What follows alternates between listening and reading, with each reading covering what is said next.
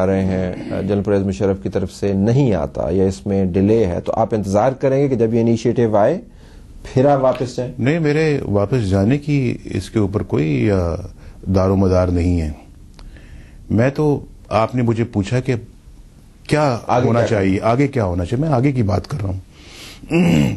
لیکن میں مشرف صاحب کے اس ایکشن کا انتظار نہیں کروں گا باہر بیٹھ کے.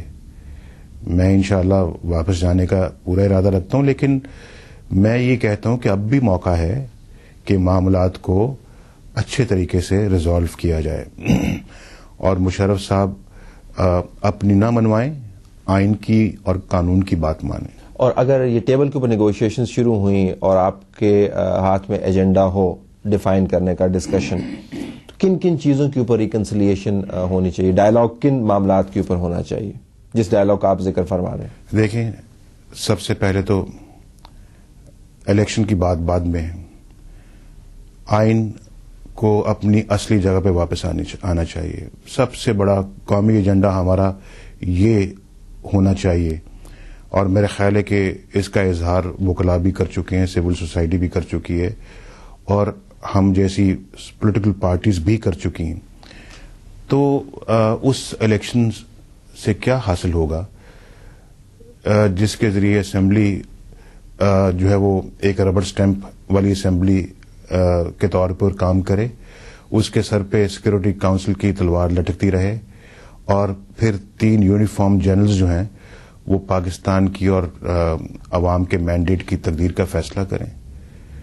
یہ تو کوئی طریقہ نہیں پاکستان کو چلانے کا. تو نیشنل سیکورٹی کاؤنسل یہ 17ویں ترمیم کو ختم ہونا چاہیے. صدارتی جو اختیار ہے اس سے پہلے جو ڈسمس کرنے کا وہ بھی جانا چاہیے. اس سے پہلے جو ڈکٹیٹرز کی لائی ہوئی جتنی بھی ترامیم ہے وہ ختم ہونی چاہیے. یہ جتنا بھی آئین کے اندر جو گند پیدا کر دیا گیا ہے اس سب کو صاف کرنا چاہیے. 73 کے آئین کو دوبارہ بحال ہونا چاہیے. کم از کم اس دن والا جو آئین، جو 12 اکتوبر 1999 والا جو آئین تھا، اس پہ واپس جانا چاہیے.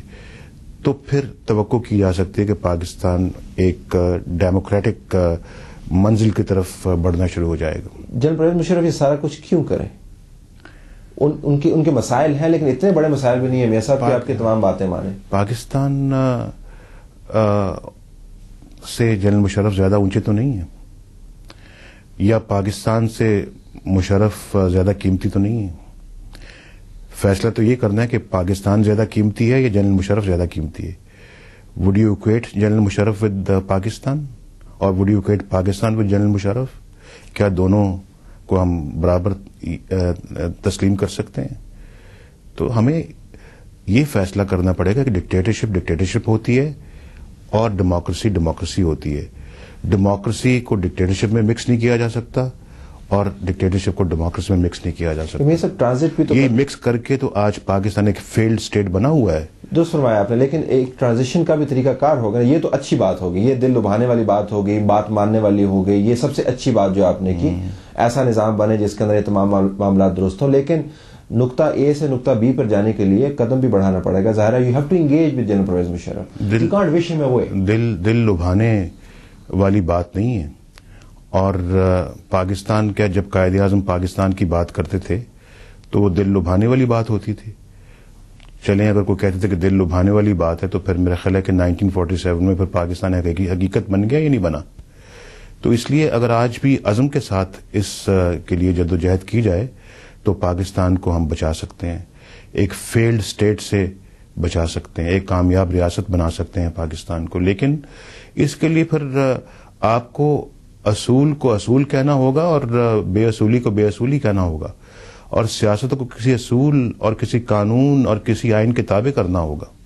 ایک نقطہ نظر یہ بھی مجھے آپ یہ بتائیے کہ جو آپ کہتے ہیں جی کہ جنرل پرویز مشرف صاحب سے بات کرنی ہوگی، کیا فوج کا کوئی کردار ہے سیاست میں؟ آئین کہتا ہے کہ جی سیاست فوج سے بات کی جائے جب وہ جو ہے وہ ایسا کام کرے. آئین تو بڑا واضح ہے، وہ تو بڑا کلیئرلی کہتا ہے جی کہ فوج کا کوئی کام نہیں ہے سیاست میں، اور پھر فوج کا ایک اپنا حلف ہوتا ہے جو یہ کہتا ہے کہ ہم کبھی سیاست میں حصہ نہیں لیں گے. چیزیں تو سب واضح ہیں.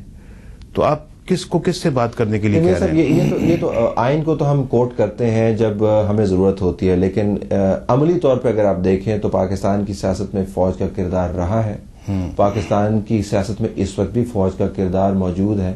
اور ایک نقطہ نظر یہ ہے کہ جنرل پرویز مشرف ایک فرد نہیں ہے، وہ ایک ادارے کے انٹرسٹ کی نمائندگی کرتے ہیں.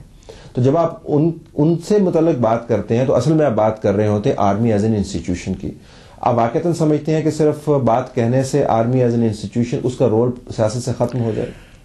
یہ اس لیے ہوا فوج کا آپ کہہ رہے ہیں کہ ایک کردار رہا ہے پاکستان کی تاریخ میں، کردار رہا ہے، اس لیے رہا ہے کہ کوئی اس کے سامنے پہلے کھڑا نہیں ہوا. آج کھڑے ہونے والے بھی آ گئے ہیں، آج قانون اور آئین کی حکمرانی کی بات کرنے والے بھی آ گئے ہیں، آج فوج کے اس کردار پہ تنقید کرنے والے بھی پیدا ہو گئے ہیں. اور فوج کا سپہ سالار اس قومی ادارے کو اپنی ذاتی خواہشوں کی تکمیل کے لیے استعمال کرتا ہے.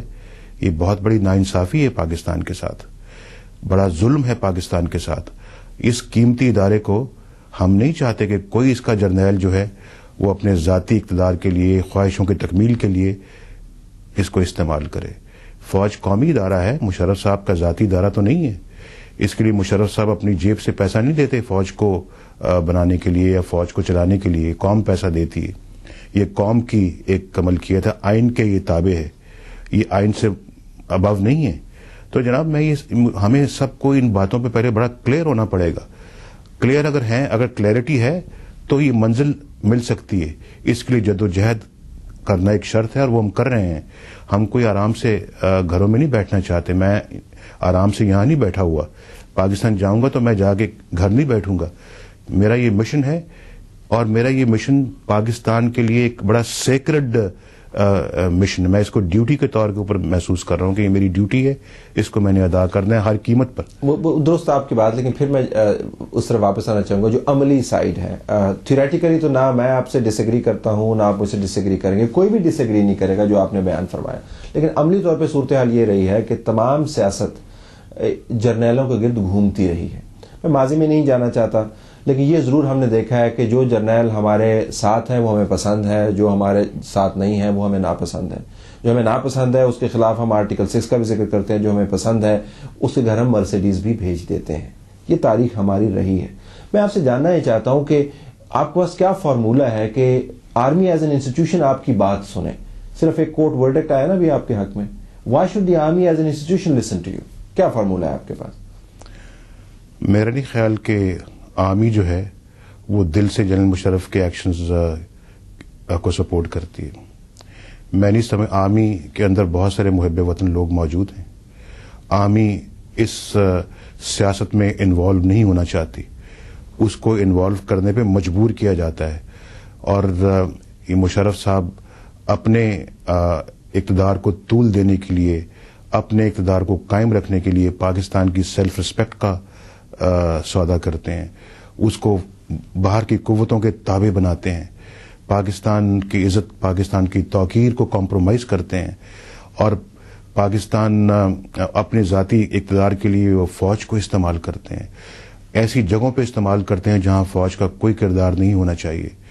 تو میں یہ سمجھتا ہوں کہ فوج کی رینک اینڈ فائل اس پالیسی سے اتفاق نہیں کرتی ہوگی، دل سے نہیں کرتی ہوگی. اگر آرڈرز ملتے ہیں تو اس کی تکمیل شاید وہ اپنے اس پیشے کا حصہ سمجھتے ہیں، لیکن میرا خیال ہے کہ یہ سلسلہ سب تبدیل ہونا چاہیے. اور یہی ہم چاہتے ہیں کہ پاکستان کے اندر ہم اس طرح کی تبدیلی لے کے آئیں کہ آئندہ کوئی بھی جرنیل فوج کو اپنے ذات کے لیے استعمال نہ کر سکے، اور نہ ہی کوئی سیاستدان کسی جرنیل کو اپنے سیاسی اقتدار کے لیے استعمال کرے، نہ کرے. اور نہ ہی کوئی جرنیل کسی سیاستدان کی طرف دانا پھینکے. دانا پھینکنے سے مراد ٹیمپٹ کرتے ہیں، بلاتے ہیں، سازشوں میں انوالو اپنے آپ کو بھی کرتے ہیں، ان کو بھی کرتے ہیں، ISI کو استعمال کرتے ہیں، ملٹری انٹیلیجنس کو استعمال کرتے ہیں.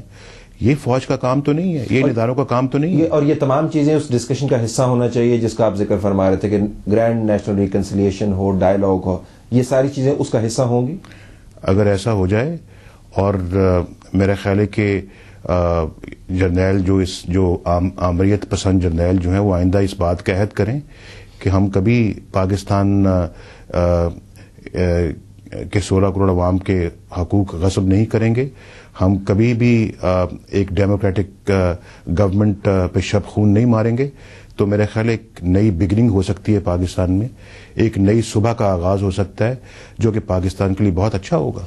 ہمیں کسی سے کوئی ذاتی دشمنی نہیں ہے, کوئی بدلے کی یا انتقام کی یا کوئی خواہش نہیں ہے. But you're very bitter against General Pervez Musharraf. میں اپنی ذاتی بٹرنس کو بھی قربان کرنے کے لیے تیار ہوں اگر یہ گارنٹی مل جائے کہ پاکستان کے اندر کبھی فوج کا سیاسی کردار نہیں ہوگا.